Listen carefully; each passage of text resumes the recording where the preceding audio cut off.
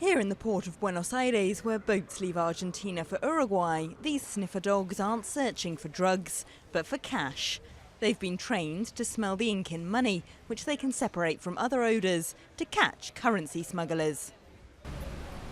It doesn't matter if it's euros, dollars or another currency. The dog will get excited and show that there's something. These dogs are central to President Cristina Kirchner's crackdown on capital flight. She banned bank accounts and mortgages held in dollars, which were once commonplace a year ago. And now Argentines must prove they are travelling abroad to get hold of foreign currency. A lack of trust in the government's economic policies led to people transferring $5.7 billion abroad in the 8 months to July, putting extra pressure on a country still penalised by international money markets for defaulting on $100 billion of state debt in 2001.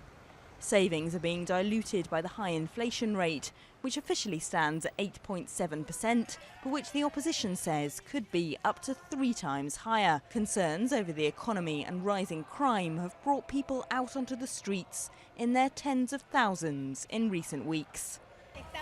We came to protest because we do not agree with the management of this government. Traditionally, it's the middle classes with savings to lose who spearhead the pot-banging protests.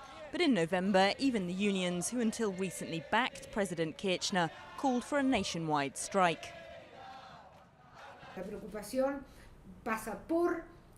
People are worried about insecurity, the fear of losing their jobs, and growing inflation.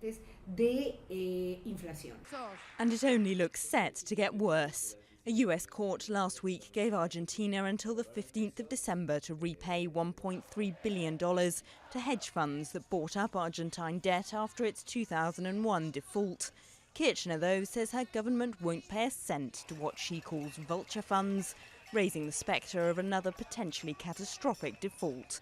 She's also dismissed the street protests as a vocal minority.